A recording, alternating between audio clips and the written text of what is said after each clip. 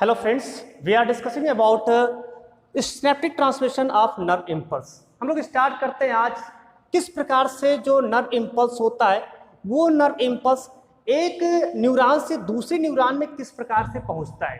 जैसे पिछले वीडियो में आप लोगों ने पढ़ा था कि जो नर्व इम्पल्स है उसका कंडक्शन किस फॉर्म में होता है, बट यहाँ पर हम लोग पढ़ेंगे कि जब वो एक जो नर्व इम्पल्स है जब वो एक न्यूरॉन्स के टीलोडेंड्रिया पे पहुंचता है तो वहां से फिर वो अगले न्यूरॉन्स पर पहुंचता है, तो उसके बीच की जो प्रोसेस होती है उस प्रोसेस को यहाँ हम लोग को पढ़ना है और उसी प्रोसेस को कहते हैं synaptic transmission of nerve impulse. तो आइए देखते हैं कि synaptic transmission of nerve impulse किस रूप में होता है। सबसे पहले समझते हैं एक डायग्राम से। जैसे मान लेते हैं मैं यहाँ पर एक जो है बना दे रहा हूँ एक न्यूरॉन्स। जैसे एक ये न्यूरॉन है, मान लिया कि एग्जाम्पल है एक न्यूरॉन है। ये न्यूरॉन की अंतिम जो है टीलोडेंड्रिया, ये यहाँ पर टीलोडेंड्रिया है। इस तरह से इसको हम बना देते हैं फिगर, ये टीलोडेंड्रिया। और ये चीज यहाँ से आपका जो है डेंड्राइट्स निकला रहता है। ये डेंड्राइट्स है, मान लिया डेंड्राइट्स है।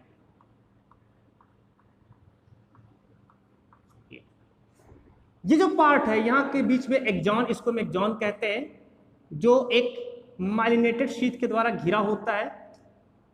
बीच बीच में यह माइलिनेटेड शीथ जहां पर जो है नहीं पाए तो उसको हम लोग नोड कहते हैं या इसको रेनवियर्स नोड भी कहते हैं। तो ये पार्ट एक्सॉन होता है। ऊपर का जो पार्ट है वो साइटोन है। अब सपोज करते हैं कि कोई भी नर्व इम्पल्स यहां से होते हुए आएगा और पहुंचेगा इस पार्ट में। ये जो पार्ट होता है इसको हम लोग नाम देते हैं टीलोडेंड्रिया, इसको नाम देते हैं टीलोडेंड्रिया। और जिस पार्ट से होकर क्या है इसको लोग नाम देते हैं एक्सॉन। टीलोडेंड्रिया के अंतिम जो पॉइंट होता है यहाँ पर एक सिनेप्टिक नॉब लगे होते हैं, थोड़ा सा एक जस्ट लाइक के बटन लाइक स्ट्रक्चर होता है, बटन के समान होता है, तो उसको हम लोग कहते हैं सिनेप्टिक नॉब, या इसको हम लोग बटन भी कह सकते हैं, बटन और बटन। तो ये अंतिम सिरे पर सिनेप्टिक नाब होता है। एक्चुअल में सिनेप्टिक नाब जो होता है जो अगला न्यूरॉन्स होता है उस अगले न्यूरॉन से जुड़ने का ये काम करता है। इसे ये फिर मान लेते एक और न्यूरॉन्स है ये, तो इसका जो यहां पर निकला हुआ डेंड्राइट्स, ये डेंड्राइट्स जाकर के इससे जो है जुड़ा रहेगा। तो ये जो डेंड्राइट्स होते हैं, डेंड्राइट्स के ऊपर भी यहाँ पर भी एक सिनेप्टिक नॉब यहाँ पर भी अंतिम में प्रेजेंट होता है, सिनेप्टिक नॉब यहाँ पर भी पाया जाता है। तो सपोज करते हैं कि यहाँ से इस न्यूरॉन से कोई भी नर्व इम्पल्स आ रहा है और उस नर्व इम्पल्स को अगले वाले न्यूरॉन्स में भेजना है, तो उसके बीच में यहाँ पर देख रहे ज्वाइंट है।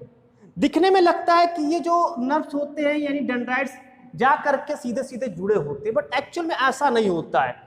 इसको अगर हम थोड़ा सा जूम करके देखें, इस पोर्शन को जूम करके देखें तो हमारा कुछ स्ट्रक्चर इस तरह से बन करके आएगा। थोड़ा सा इसको हम बड़ा करके स्ट्रक्चर देखते हैं।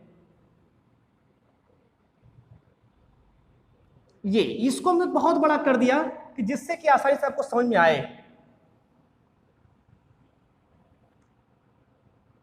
ये दूसरा वाला है इस तरह से। तो आप देख रहे हैं यहां पर जो है मैंने दो यहां पर सिनेप्टिक नॉब बना दिया।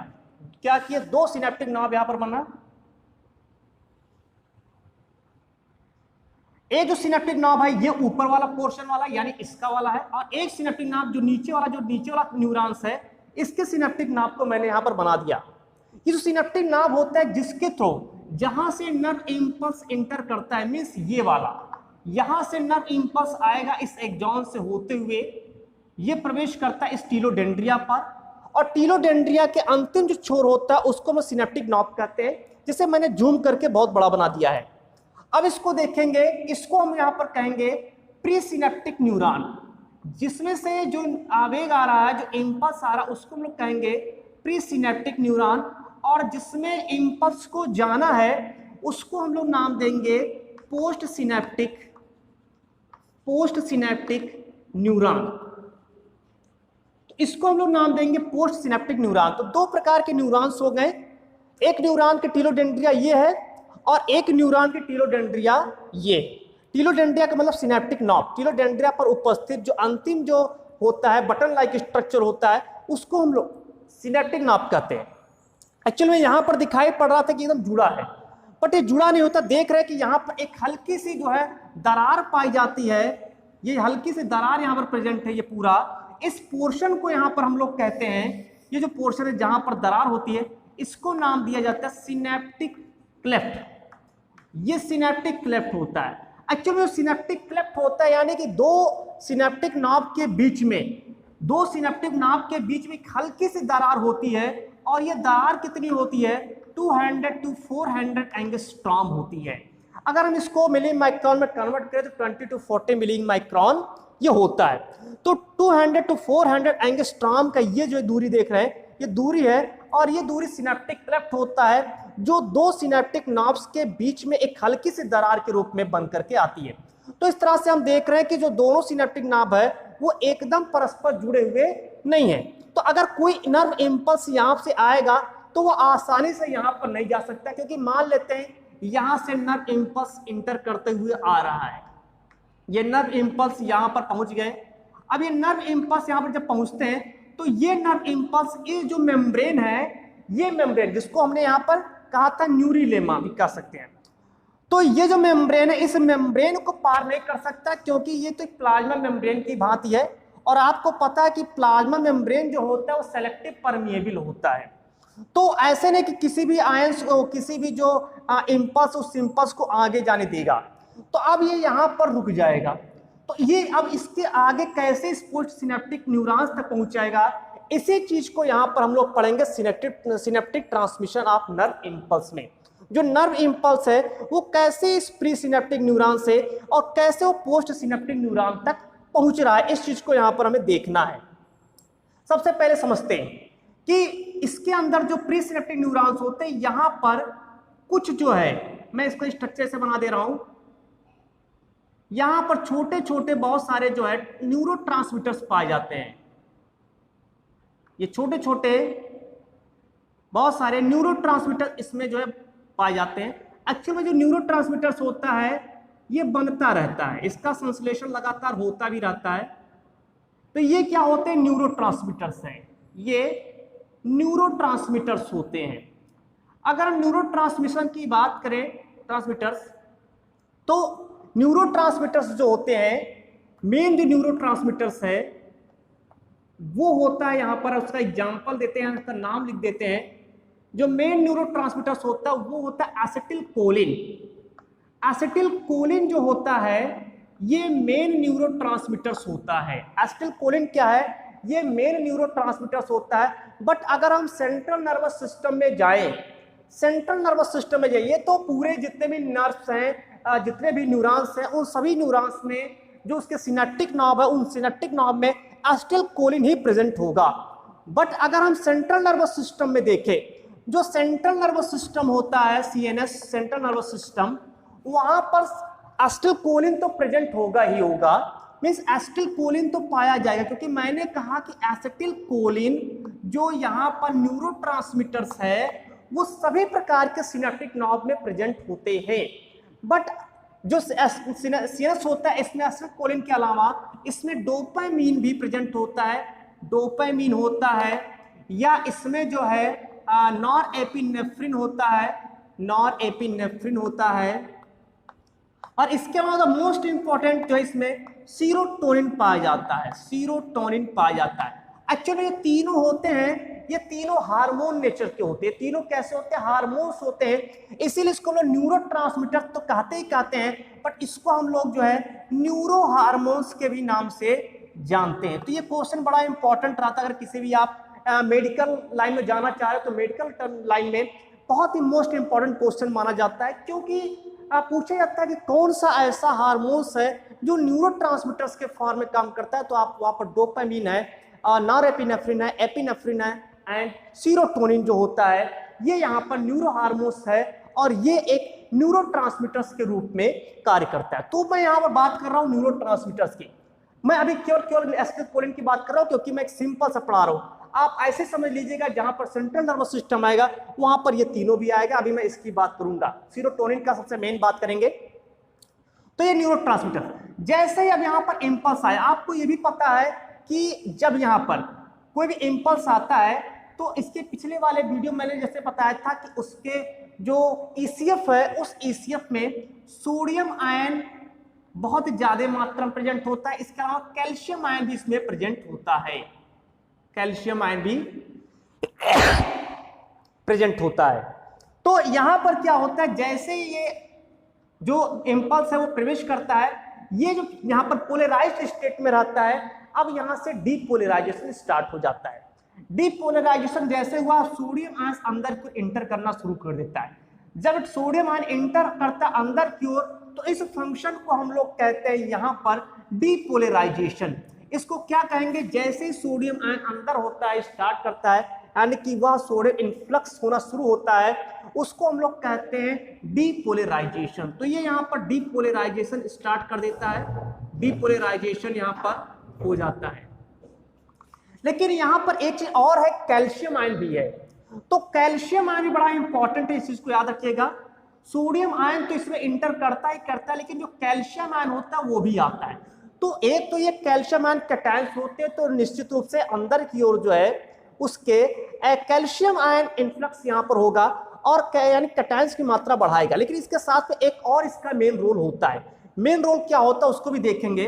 सबसे पहले समझेंगे ये जो एसिटिलकोलिन होता है, ये न्यूरोट्रांसमीटर्स जो एसिटिलकोलिन है, ये सबसे पहले क्या करेगा, इसका निर्माण जो है एंजाइम की हेल्प से होगा। इसका फॉर्मेशन कैसे होगा, एंजाइम की सहायता से। ये क्या करेगा, ये जा करके जो भी यहाँ पर नर्व इम्पल्स आया है उस नर्व इम्पल्स को ये जो है घेर लेगा, यानी एक सराउंडिंग कह सकते हैं, एक जो है स्फेरिकल जो है मेम्ब्रेन बना देता है। अब ये स्फेरिकल मेम्ब्रेन यहाँ पर सभी बन गया, मान लेते हैं यहाँ पर बहुत सारे इम्पल्स है, तो ये आ करके जो न्यूरोट्रांसमीटर्स होते हैं, इन सारे जो यहाँ पर नर्व इम्पल्स आया उस इम्पल्स को कलेक्ट कर लेते हैं और एक मेम्ब्रेन के द्वारा सभी को जो है यहाँ पर घेर लेते हैं इस तरह से। अब क्या करता है, जो कैल्शियम आयन होता है, ये कैल्शियम आयन, इसी कैल्शियम आयन के हेल्प से, क्योंकि सोडियम आयन से इन्फ्लक्स हो रहा है, डीपोलराइजेशन हो रहा है, तो यहाँ पर सोडियम आयन चैनल जो होगा ये भी ओपन हो जाएगा। और इस कैल्शियम आयन के हेल्प से जो न्यूरोट्रांसमीटर्स होता है इसको यहाँ पर भेज दिया जाता है। कहाँ पर, जो सिनेप्टिक क्लेफ्ट होते हैं न्यूरोट्रांसमीटर्स को, जो कि किस न्यूरोट्रांसमीटर्स के पास क्या है, अब वहां पर नर्व इम्पल्स भी है, वो नर्व इम्पल्स को ले करके ये पहुंचता है इस सिनेप्टिक क्लेफ्ट वाले भाग में। जैसे सिनेप्टिक क्लेफ्ट वाले भाग पहुंचता है, फिर यहाँ पर जो है जो सोडियम आयंस होता है, यानी कि फिर यहाँ पर जो सोडियम आयन चैनल यहाँ पर प्रेजेंट होता है, वो सोडियम चैनल आयंस यहाँ पर फिर ओपन हो जाता है, यानी यहाँ से फिर डीपोलराइजेशन स्टार्ट हो जाता है और सोडियम आयन यहाँ पर अंदर की ओर इंटर कर जाता है। और ये कैल्शियम आयन के हेल्प से अब ये जो एसिटिलकोलिन होता है, ये एसिटिलकोलिन ला करके जो भी यहाँ पर ये जो नर्व इम्पल्स है, इस नर्व इम्पल्स को यहाँ पर लाया और ये नर्व इम्पल्स को इसी सोडियम आयंस जो चैनल आयंस है उसके थ्रू होते हुए इस पोस्ट सिनेप्टिक न्यूरॉन से पहुंचा दिया जाता है। ये यहाँ पर जो पूरी प्रोसेस देखें, इसको हम लोग कहते हैं न्यूरो एक्साइटेटरी। ये जो पूरी मैकेनिज्म है, न्यूरो एक्साइटेटरी फंक्शन होता है और इस न्यूरो एक्साइटेटरी फंक्शन में यहाँ पर ये एक सब्सटेंस आता है न्यूरो एक्साइटेटरी फंक्शन, और ये जुड़ करके जो भी यहाँ पर नर्व इम्पल्स आया उसको इस पोस्ट सिनेप्टिक न्यूरॉन से भेजता है और यहाँ से फिर ये आगे की ओर ट्रांसफर हो जाता है। तो ये प्रक्रिया, तो ये तो इस तरह से जो न्यूरो एक्साइटेटरी फंक्शन होता है उसी के थ्रू जो भी नर्व इम्पल्स होते हैं वो नर्व इम्पल्स इस प्री सिनेप्टिक न्यूरॉन से पोस्ट सिनेप्टिक न्यूरॉन्स में इंटर कर जाता है। पर इसमें क्या होता है, एक यहाँ पर जो है सिनेप्टिक इनहिबिटरी फंक्शन भी होता है। यहाँ पर क्या होता है, अगर हम देखें यहाँ पर फिगर बना दे यहाँ पर इस हल्का सा, तो यहाँ पर क्या होता है, एक और सब्सटेंस का संश्लेषण होता है जो होता है सिनेप्टिक इनहिबिटरी सब्सटेंस होता है। अब ये सिनेप्टिक इनहिबिटरी सब्सटेंस मान लेते ये है, ये क्या है, सिनेप्टिक इनहिबिटरी सब्सटेंस है। इसका काम क्या होता है ये भी जान लीजिए। इसका मेन फंक्शन होता है कि जो यहाँ पर जो न्यूरोट्रांसमीटर्स है, जो भी नर्व इम्पल्स को यहाँ पर ला रहा है, तो एक तो पोर्शन से अगर इसको देखें यहाँ पर दो पार्ट कर दें, तो एक तरफ से तो ये एक्साइटेटरी है और उस नर्व इम्पल्स को पोस्ट सिनेप्टिक न्यूरॉन से भेज देता है, बट कुछ इसमें क्या होते हैं, सिनेप्टिक इनहिबिटरी सब्सटेंस होते हैं, जहां से अगर ये इंपल्स जुड़ता है तो ये इस इंपल्स को वापस इसमें जो पोस्ट सिनेप्टिक न्यूरॉन्स में जाने नहीं देता है, बल्कि यहीं पर इसको रोक देता है। और इस तरह से जो हमारे नर्व इंपल्स है वो हमारे आगे वाले न्यूरॉन्स में प्रसारित नहीं हो पाते, उनका कंडक्शन आगे वाले न्यूरॉन्स में नहीं हो पाता है। एक्चुअल में ये होता कैसे, इस चीज को भी समझेंगे। यहां पर मैंने बताया था कि sodium ion, calcium ion, chloride ion भी मैंने बताया था। क्लोराइड आयन भी जो होता है ये बाहर की ओर प्रेजेंट होता है। अब मान लेते हैं यहां पर होता क्या है कि यहां पर इनहिबिटरी का काम करना है, मींस जो नर्व इंपल्स है उस नर्व इंपल्स को आगे यानी पोस्ट सिनेप्टिक न्यूरॉन्स में जाने से रोकना है। तो उस समय क्या होता है, ये क्लोराइड आयंस होते हैं, क्लोराइड चैनल आयंस जो होते हैं ये खुल जाते हैं और क्लोराइड इसके अंदर क्यों रहता है। ये तो ऑलरेडी एक तो एनायन है, आप देख रहे हैं ऑलरेडी एनायन है, तो इससे क्या होता है यहाँ पर एनायन की मात्रा बहुत ज्यादा बढ़ जाती है। इस कंडीशन में ये हाइपर पोलराइज्ड हो जाता है, इस कंडीशन में यह हाइपर पोलराइज्ड स्टेट में आ जाता है। अब जैसे ये हाइपर पोलराइज्ड स्टेट में आएगा तो वहां पर क्या होता है कि ये जो सिनेप्टिक इनहिबिटरी सब्सटेंस होते हैं, ये सिनेप्टिक इनहिबिटरी सब्सटेंस जो होते हैं, अब ये जो नर्व इंपल्स है उससे जुड़ करके इसको अंदर जाने से रोक देता है और इस प्रकार से नर्व इंपल्स आगे की ओर नहीं जा पाता है। अब यहाँ पर थोड़ा सा मेडिकल टर्म में हम लोग चलते हैं, थोड़ा सा मेडिकल टर्म में अगर चलते हैं, मान लेते हैं आप एज ए डॉक्टर के फॉर्म में अगर देखें तो डॉक्टर उसमें चेक क्या करता है, इस चीज को भी आपको नोट करना है। जैसे किसी क्या होता है कि कोई बच्चा डिप्रेशन का शिकार हो जाता है, मान लेते हैं वो वहां पर डिप्रेशन में शिकार हो गया है, तो एक्चुअल में डिप्रेशन होता क्यों है। जो सेंट्रल नर्वस सिस्टम होता है तो उसका जो ब्रेन होता है, वो जो ब्रेन है वहां पर इतना ज्यादा वो डिप्रेस यानी कि किसी भी चीज को सोचते सोचते इतना ज्यादा वहां पर जो है कह सकते हैं वहां पर बहुत ज्यादा स्टिमुलेट कर देता है, जिससे कि उसका ब्रेन जो होता है वो अब धीरे धीरे कम काम करता है। उसका रीजन क्या होता है, उसका रीजन होता है कि सेंट्रल नर्वस सिस्टम में एक यहाँ पर न्यूरो हार्मोन्स प्रेजेंट है जो एज ए न्यूरो ट्रांसमीटर्स के फॉर्म में काम करता है, तो ये यहाँ पर पाया जाता है। मान लेते ये मैंने बना दिया एक सीरोटोनिन, ये क्या होता है, सीरोटोनिन है, मान लिया ये सीरोटोनिन है। ये सीरोटोनिन जो होता है यहाँ पर प्रेजेंट होता है, तो इसमें क्या होता है कि जैसे कोई इंपल्स यहाँ पर आता है तो सीरोटोनिन धीरे धीरे जो डिप्रेशन में जाता है तो उसके जो ब्रेन वाले जो न्यूरॉन्स होते हैं वहां पर सीरोटोनिन की मात्रा धीरे धीरे कम होने लगती है। तो जब मात्रा इसकी कम हो जाती है तो ये जो यहाँ पर नर्व इंपल्स आया वो बड़ी तेजी से अंदर की ओर नहीं जा पाता है, क्योंकि नर्व इंपल्स अंदर की ओर अगर जाना है तो ये एसिटिलकोलिन ने ला करके यहाँ छोड़ दिया, बट सीरोटोनिन इसको अंदर की ओर इंसर्ट कराएगा। लेकिन अगर सपोज करें यहाँ पर सीरोटोनिन है ही नहीं, तो उस कंडीशन में क्या होगा कि जो यहाँ पर नर्व इंपल्स है वो आसानी से अंदर नहीं जाएगा, मींस आवेग अंदर की ओर नहीं जाएगा, और जब आवेग अंदर की ओर नहीं जाएगा तो बहुत ज्यादा उसका जो ब्रेन है वो फंक्शनल नहीं रहेगा और वो जो है धीरे धीरे डिप्रेशन का शिकार हो जाता है। तो यहाँ पर डॉक्टर क्या करता है कि सबसे पहले वो यहाँ पर सीरोटोनिन की मात्रा को हाई इंक्रीज करने का प्रयास करता है। जब वहां पर सीरोटोनिन की मात्रा इंक्रीज कर देता है, यानी ऐसे जो है मेडिसिन देता है, ऐसे मेडिसिन जो जिसमें सीरोटोनिन की मात्रा को इंक्रीज करने की कैपेसिटी होती है उसको देता है, तो लगातार जब सीरोटोनिन बनता है तब वह नर्व इंपल्स को बहुत ही आसानी से जो है वो पोस्ट सिनेप्टिक न्यूरॉन्स में ट्रांसफर करा देता है इस तरह से। हालांकि इसके लिए मेडिसिन भी है SSRI, ये जो मेडिकल है यहाँ पर आप देखेंगे तो SSRI यहाँ पर रहता है। तो ये SSRI जो होता है यहाँ पर इसका कहेंगे यहाँ पर सिक्रीशन ऑफ सीरोटोनिन रिऑप्टिक इनहिबिटरी। तो ये क्या करते हैं, SSRI जो होता है ये सीरोटोनिन को यहाँ पर जो है दिया जाता है, जिससे कि सीरोटोनिन की मात्रा यहाँ पर बढ़ सके और ये जो नर्व इंपल्स वो बड़ी तेजी से यहाँ पर इंटर कर सके। दूसरे कंडीशन में आप चलिए यहाँ पर कंडीशन में देखें कि जैसे मान लेते आप बहुत ज्यादा विचलित हैं, तो जब डॉक्टर के पास जाते हैं तो डॉक्टर क्या करता है कि लगातार आप सोचे जा रहे हैं कोई भी कार्य, यानी कि रात में आपको नींद भी नहीं आ रही, आप सोच रहे हैं, लगातार ब्रेन को फंक्शनली बना रखे हैं, तो उसमें भी क्या होता है कि अब वहां पर माइंड को भी थोड़ा रिलैक्स करना होता है। तो डॉक्टर क्या करता है कि वहां पर एक नींद की गोली दे देता है, वो जो नींद की गोली होता है, वो नींद की गोली क्या करता है, इसी जो सिनेप्टिक इनहिबिटरी सब्सटेंस है उस इनहिबिटरी सब्सटेंस का निर्माण करता है। यानी कि वो गोली क्या करता है, ये क्लोराइड आयंस का यानी क्लोराइड चैनल आयंस को की परमिबिलिटी को बढ़ा देता है, जिससे क्लोराइड आयन अंदर को इंटर करके इस पूरे मीडियम को हाइपर पोलराइज्ड कर देता है। और जैसे ही हाइपर पोलराइज्ड होता है, जो इनहिबिटरी सब्सटेंस होता है वह एक्टिव होता है, और अब जो भी यहाँ पर नर्व इंपल्स है उसको यहाँ पर रोक देता है, और साथ में जो यहाँ एसिटिल कोलिन है उस एसिटिल कोलिन को भी यहाँ डिग्रेड हो जाता है, ये एसिटिल कोलिन यहाँ पर डिग्रेड कर जाता है।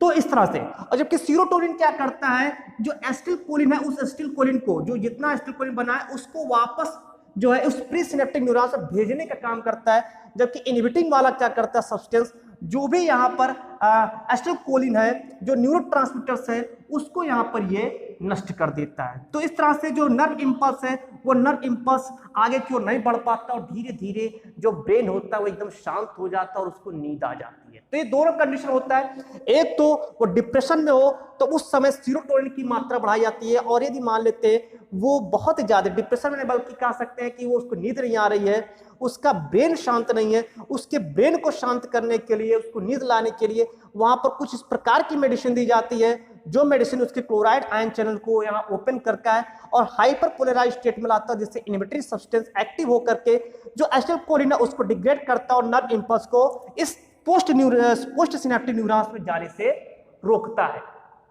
तो इस तरह से जो सिनेप्टिक न्यूरॉन्स होता है, प्री सिनेप्टिक न्यूरॉन्स, यहां से पोस्ट सिनेप्टिक न्यूरॉन्स में जो भी नर्व इंपल्स होता है वो पहुंचता है। अब देखिए यहां पर एक चीज आप देख रहे हैं कि जो प्री सिनेप्टिक न्यूरॉन्स है, इस प्री सिनेप्टिक न्यूरॉन्स से पोस्ट सिनेप्टिक न्यूरॉन्स के बीच में यहां पर थोड़ा सा डिले हो गया, क्योंकि मैंने ये नहीं कहा कि डायरेक्ट आया और तुरंत ही चला गया, नहीं, यहां पर थोड़ा सा डिले होता है। ये जो डिले हो रहा है इसको हम लोग कहते हैं सिनेप्टिक डिले, इसको हम लोग कहते हैं सिनेप्टिक डिले, क्योंकि यहां पर थोड़ी सी देरी होगी, क्योंकि वहां पर पहले एसिटिल कोलिन उसको बाइंड करेगा, तब लेकर जाएगा, और with the help of serotonin ये अंदर की ओर इन्फ्लक्स करेगा, सोडियम इन्फ्लक्स होगा, जिससे कि इसके चैनल खुल जाएंगे, और जो यहाँ पर नर्व इंपल्स है वो अंदर की ओर प्रवेश कर जाएगा। लेकिन यहाँ पर जो कुछ टाइम लग गया, थोड़ी सी देरी हो गई, इसी को कहते हैं सिनेप्टिक डिले। और ये सिनेप्टिक डिले होता है ये बहुत ही कम, यानी कि 0.5 से 1 मिली सेकेंड का होता है, 1 मिली सेकेंड का जो है ये सिनेप्टिक डिले यहाँ पर होता है। इसी में एक टर्म आता है सिनेप्टिक फैटिग, इसी में एक टर्म आता है सिनेप्टिक फैटिग, उसको भी समझ ले सिनेप्टिक फैटिग क्या होता है। देखिए सिनेप्टिक फैटिग, लगातार हम जब किसी भी उद्दीपन दे रहे किसी भी न्यूरॉन्स में, तो निश्चित रूप से उसके जो सिनेप्टिक है नॉब है वहां पर थकावट उत्पन्न होगी। तो जो थकावट उत्पन्न हो रही है उसी को कहते हैं सिनेप्टिक फैटिग।